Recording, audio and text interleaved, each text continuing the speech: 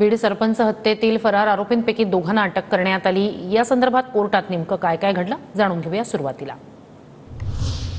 बीड हत्या प्रकरणातील फरार मुख्य आरोपी सुदर्शन घुले आणि सुधीर सांगळेला पुण्यातून अटक।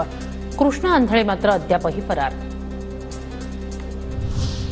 बीड सरपंच हत्येप्रकरणी 3 आरोपींना केज कोर्टाकडून 14 दिवसांची पोलीस कोठडी। आरोपी सुदर्शन घुले, सुधीर सांगळे आणि सिद्धार्थ सोनवणे या तिघांना 18 जानेवारीपर्यंत पोलीस कोठडी।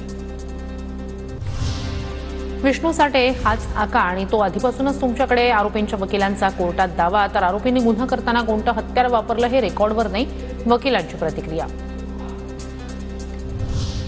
आरोपींना पश्चाताप नाही, त्यांनी देशमुखांची हत्या एन्जॉय केली, पोलिसांची केज कोर्टात माहिती।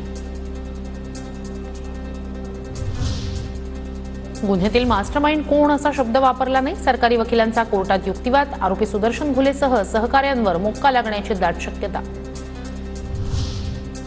बीड हत्या प्रकरणी मुंबईतून सिद्धार्थ सोनवणे नावाच्या आरोपीला अटक। मारेकऱ्यांना संतोष देशमुखांबाबत माहिती पुरवल्याचा आरोप।